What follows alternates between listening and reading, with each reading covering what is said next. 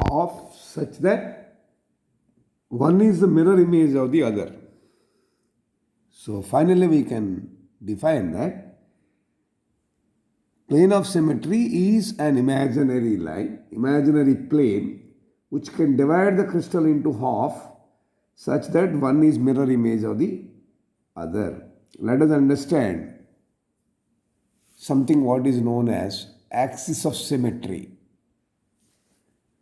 Axis of symmetry, or otherwise known as line of symmetry, it is a symmetry axis which is nothing but a line passing through the crystal so that the definite angular rotation of the crystal produces exactly the same original appearance.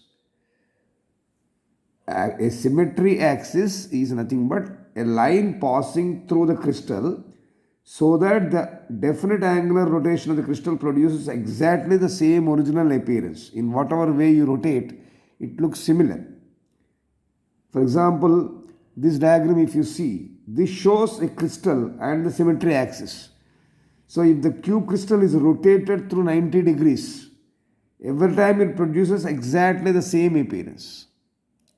In this diagram, it's a crystal showing the symmetry axis. So if the cube crystal is rotated through 90 degrees, every time it produces exactly the same appearance. That is what is known as axis, or otherwise known as line of symmetry. Then let us understand what is center of symmetry. A center of symmetry is a point in the crystal such that any straight line through it passes through a pair of similar points situated at the same distance but on the opposite side of center of symmetry. Again I am repeating. A center of symmetry is a point in the crystal such that any straight line passing through it passes through a pair of similar points situated at the same distance but on the opposite side of the center of symmetry, as shown in this diagram. Okay, this is what we need to understand center of symmetry is all about. Now, the structure of all crystals is generally described in terms of something what is known as lattice or lattices, which is nothing but a group of atoms, each in a point known as lattice point. So therefore you can say that lattice is nothing but a regular geometrical arrangement of points in a crystal space.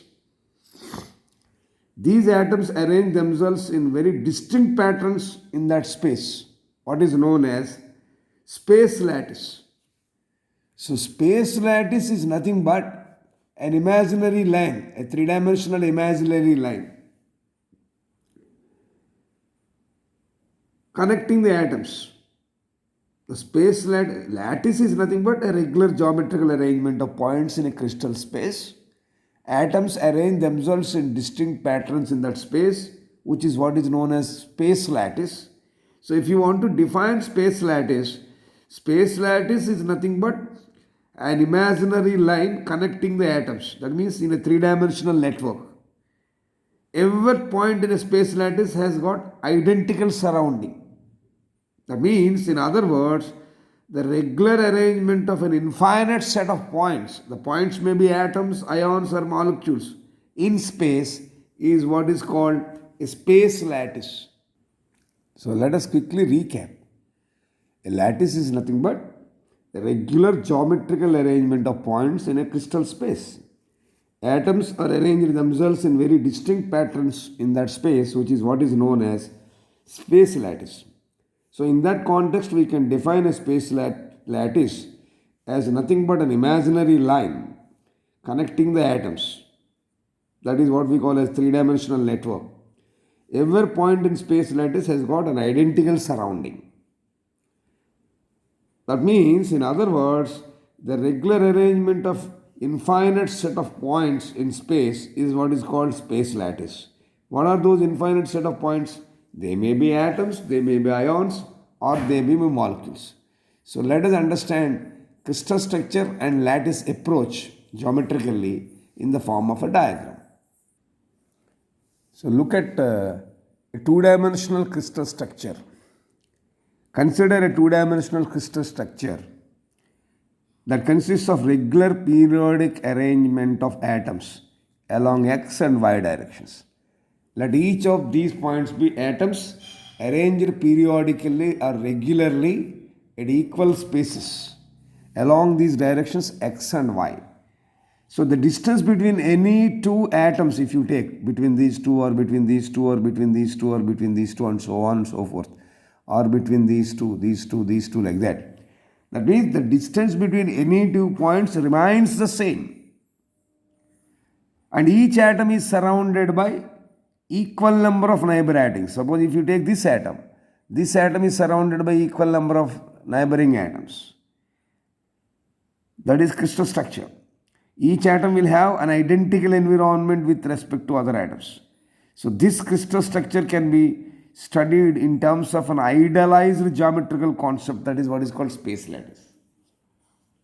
That is, instead of atoms, we will put dots in that space to have a geometrical view. So therefore, to understand crystal structure, consider a two-dimensional crystal structure like this that consists of regular periodic arrangement of atoms along the x and y directions. So the distance between any two atoms remains the same and each atom is surrounded by equal number of neighboring atoms. That is, in the crystal structure, each atom will have an identical environment with respect to other atoms. So this is what is basically a crystal structure looks like. Now what is space lattice? Space lattice, let us understand. This crystal structure, what you have understood now, it can be studied not directly like this, but this can be studied in terms of an idealized geometrical concept which is called space lattice, which has been actually developed by another scientist who is known as Bravais. Bravais is the scientist who developed the space environment, space lattice environment. This is how a crystal structure looks like.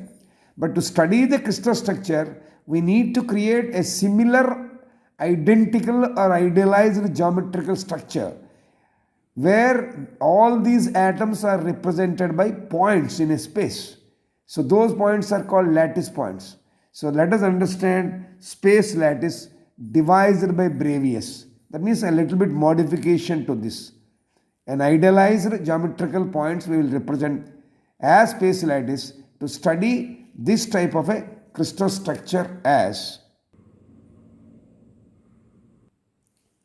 So like this, the scientist Bravais has given an ideal geometrical concept for understanding the regular structure of a crystal lattice in terms of space like this. According to this concept, each atom in the structure can be replaced by a point like this in space.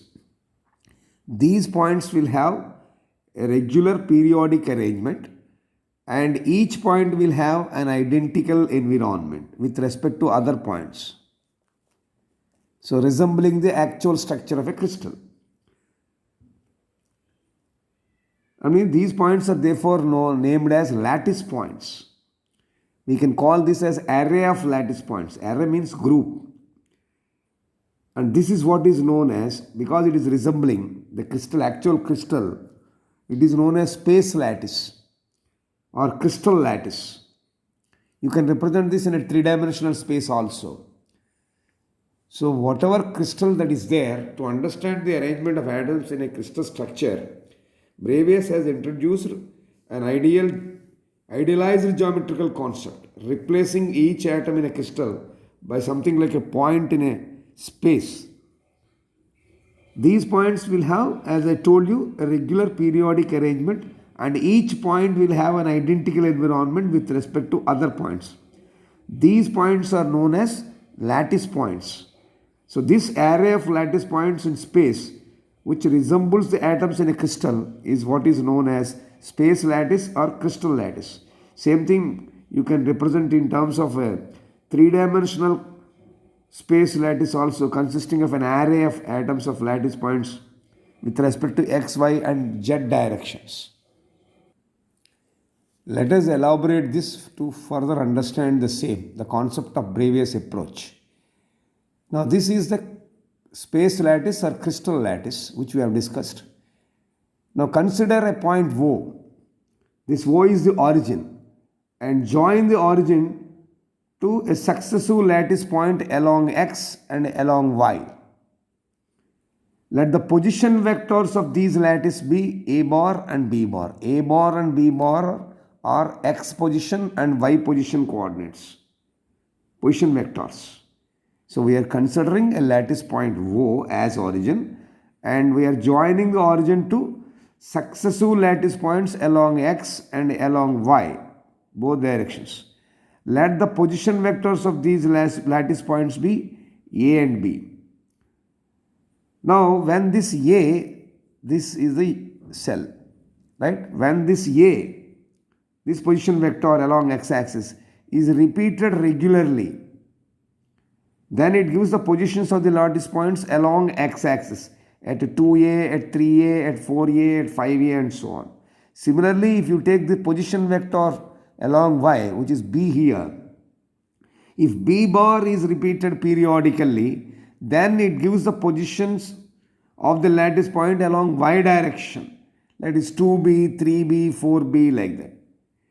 Because these a and b position vectors are repeating regularly, giving us the array of lattice points in space lattice, they are known as fundamental translational vectors. A bar and b bar position vectors are known as fundamental translational vectors or simply basis vectors. Fundamental translation vectors are same as basis vectors. Also they are named as primitive vectors. So all are same, primitive vectors or basis vectors or fundamental translation vectors, all are same only. Quickly recapping, we can recall that we are considering a lattice point O as the origin, and we are joining the origin to successive lattice points along x and along y in both directions. Let the position vectors of these lattice points along x and y are represented by the vectors a bar and b bar. So when this a bar is repeated regularly, that means it is getting regularly repeated like this. So when a bar is repeated regularly, it gives the positions of the lattice point along x or x direction. That is, this is a, 2a, 3a, 4a, like that. Similarly, if this b bar, which is the position vector along y direction, if b bar is repeated periodically, then it gives the positions of lattice points along the y direction, that is 2b, 3b, 4b, like that.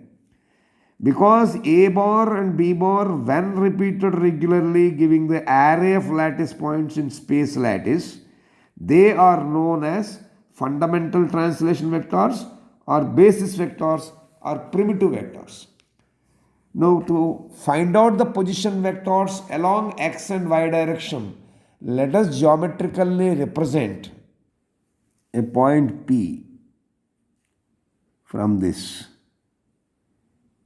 Consider this as point P and consider another one as point Q. Let the position vectors of these two be represented by a common position vector T. Now, if you see this, position vector of the lattice point P is, this is in second position, this is one position, this is second position. So therefore, this becomes 2a. Okay, so 2a, and only it is in the first, in the y direction is only, its step is only 1. Therefore, it is b, whereas this is 2a. So therefore, the position vector will be 2a plus b. Whereas if you take q, this is in the third position. This is 1, this is 2, this is 3. Therefore, it becomes 3a. And This is 1, this is 2. Therefore, position vector of Q can be 3A plus 2B. Understood? That's how we can represent. Again, I am recapping. We are considering 2 points. One in this position, another is in this position. Now, if you take P, the position vector can be, suppose A. A gets repeated like this, like these squares. This is 1A, this is 2A, this is 3A, this is 4A, like that. So therefore, this is 1A. Now this is 2A. So in the position vector along x-axis, this is 2A for P. Now what is B? B is only the next line only. Therefore, this entire thing is B only. Therefore, the position vector of P can be written as T bar is equal to 2A bar plus B bar. Understood? Similarly, you take the position vector of Q. Now, what is position vector of Q? 1A, 2A, 3A. So, Q has come under 3A. Along X. Along Y, B. This is 2B. So, in 2B at 3A, position vector of Q can be found. Therefore, position vector of Q can be 3A plus 2B. That is, T bar is equal to 3A plus 2B will be the position vector of point Q here. Let us represent that. So, like this. The position vector of the lattice point P as T bar equal to 2A bar plus B bar. Similarly, the position vector of lattice point Q can be represented as T bar is equal to 3A bar plus 2B bar. Okay. Now, therefore, from these two, you can generalize the position vector of any lattice point in a two-dimensional space. See here, A bar and B bar are coming. Only thing is these values are changing. So, these are nothing but numbers. So, therefore, from these two, we can generalize and say for a two-dimensional space lattice, the position vector of any lattice point can be represented like this. T bar is equal to N1A plus N2B. Here, N1, N2 are nothing but integers. Similarly, based on this, instead of 2D, you can have a 3D. So, you will have another integer coming. Along with N1 and N2, you will also have N3. Along with A bar and B bar, you will have another position vector along Z axis, that is C bar. So, primitives A bar, B bar, C bar will be taken. Integers N1, N2, N3 are taken. And generally, we can write for a three-dimensional space lattice, the position vector of any lattice point can be represented like this.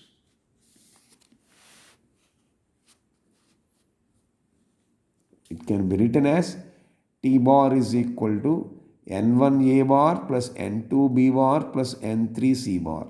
Here N1, N2, N3 are nothing but integers. This A bar, B bar, C bar are nothing but fundamental translation vectors or basis vectors or primitive vectors along the XYZ directions. Understood? So let us understand yet another term in the jargon, something what is known as basis.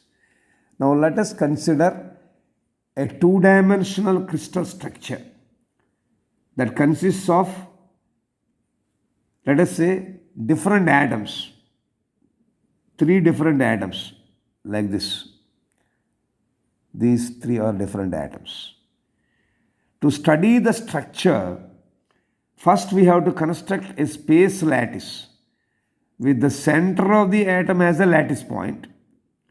So we get a space lattice. With the center of the atom as a lattice point, we get a space lattice. The 2 different atoms, this is a space lattice point. The 2 different atoms on either side of the center atom can be taken as a unit, assembly. When it is represented regularly with respect to lattice points along x and y directions, we get the actual crystal structure. So this unit of assembly of atoms or molecules identical in composition, it is what is termed as basis. This basis, when repeated periodically in all directions, gives the crystal structure. The crystal structure is real while the lattice is imaginary.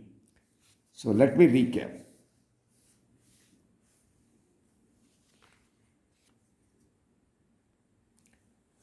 To understand something what is known as basis, consider a two-dimensional crystal structure that consists of three different atoms. Let us say atom 1, atom 2 and atom 3. Three different atoms you consider. To study the structure, we have to construct a space lattice, corresponding points, a space lattice, geometrical points. So to understand the crystal structure, as we know, we have to construct a space lattice with the center atom as a lattice point. This dot is the center atom. With the center atom as a lattice point, we get a space lattice. The two different atoms on either side of the center atom can be taken as a unit assembly. And when this is repeated regularly, means this you can have. Now this you can have. This you can have, like that. When this unit is repeated regularly with respect to lattice point along x and y directions, we get the actual crystal structure. So this unit assembly of atoms or molecules identical in composition is what is known as basis. So this basis, when repeated periodically in all directions, gives the crystal structure. So the crystal structure is real, whereas this particular lattice approach is imaginary. So therefore we can conclude that crystal structure is a combination of basis and space lattice. So mathematically you can represent crystal structure is equal to space lattice plus basis. Now depending on the crystal structure, the basis may be monoatomic or diatomic. This is how you can understand basis. Let us understand another term, what is known as unit cell. Like this, consider a two-dimensional crystal with periodic arrangement of atoms as shown like this. Now here if you take two points and connect them, you are getting a square now along x and y. So it is the smallest geometrical figure. So the smallest geometrical figure which we get by joining the successive atoms along x and y directions, in this case A, B, C, D, is a square.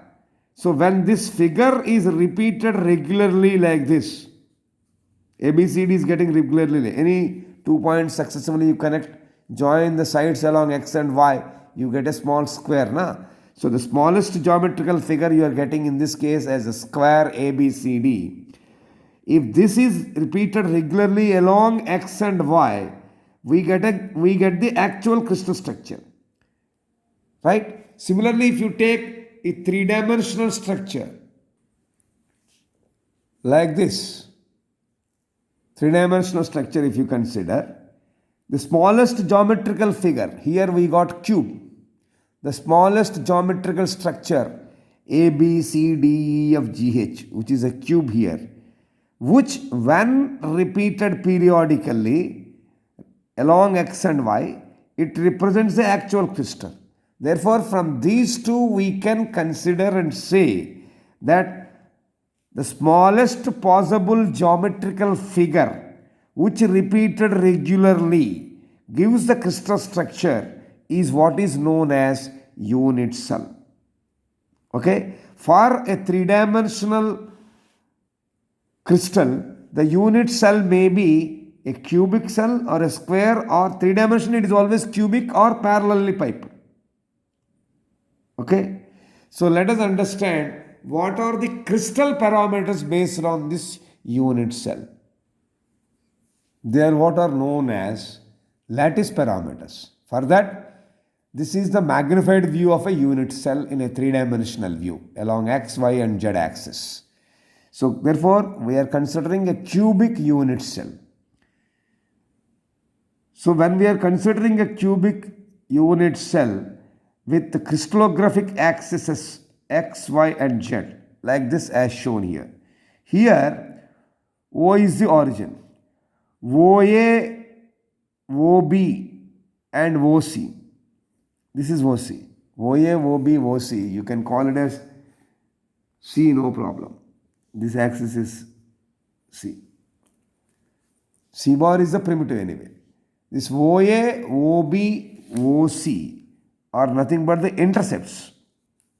So for this cubic unit cell, along the crystallographic axes x, y and z, let OA and OB and OC be the intercepts made by the unit cell along these crystallographic axes.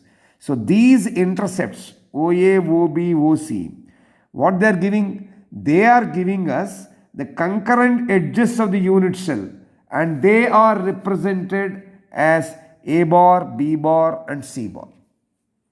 So in this cubic unit cell spread across crystallographic axes x, y, z with origin as OA, this OA, OB, OC are nothing but intercepts made by this unit cell along the crystallographic axes x, y and z. These intercepts are giving the concurrent edges of the unit cell. They are represented by A bar, B bar and C bar, which are known as primitives. So apart from that, if you see the angle between these two, that means the angles between x, y and z axis, they are called interaxial angles. Interaxial angles or interfacial angles. So the angles between x, y and z axis are called interaxial angles. That is the angles between x and y, that is between x and y it is gamma, between y and z it is alpha, and between x and z it is beta. This alpha, beta, gamma are nothing but interfacial angles. Now you have got 3 primitives along with 3 interfacial angles. 3 plus 3 is 6. So therefore, to present a lattice unit cell, you require these 6 parameters, namely A, B, C primitives, alpha, beta, gamma interaction angles. So these quantities are what are termed as lattice parameters. So the lattice parameters A, B, C may or may not be equal, and alpha, beta, gamma may or may not be right angles. So based on the values of these 6 lattice parameters, we have different crystal system designs depending on. So I'm just quickly recapping about what are lattice parameters or crystal parameters. So we are considering a 3-dimensional cubic unit cell with crystallographic axes x, y and z. Okay, let O be the origin. Let OA, OB and OC be the intercepts made by the unit cell along the crystallographic axes x, y and z. So these intercepts giving the concurrent edges of the unit cell, which are represented as A bar, B bar and C bar. These A bar, B bar, C bar are nothing but primitives. Apart from them, the angles between x, y and z axis, they are called interaxial angles.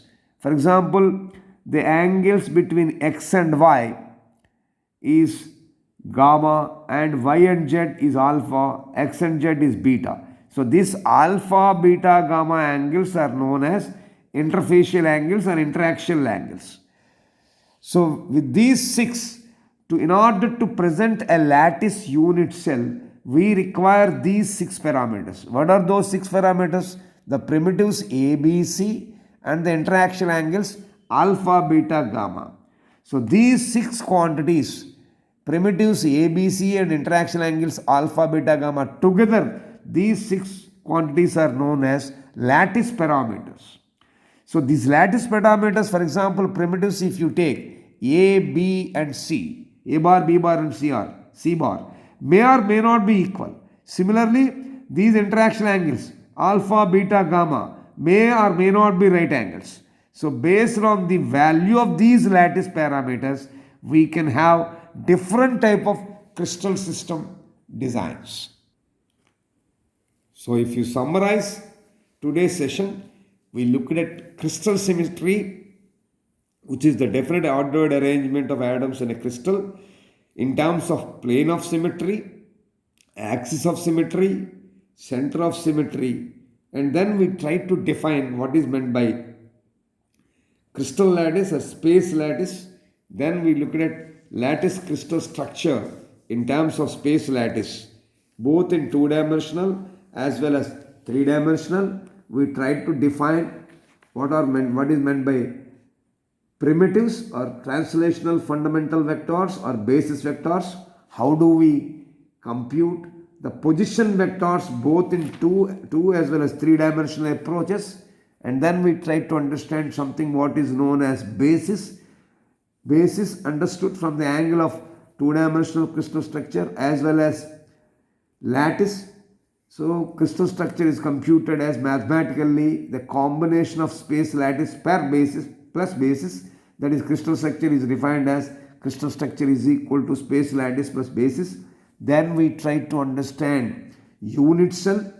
What is unit cell? How it can be represented in terms of a two-dimensional crystal structure as well as three-dimensional crystal structure. And then we concluded the session by understanding what is meant by lattice parameters, based on which various crystal systems can be understood. That we shall take up in the next session.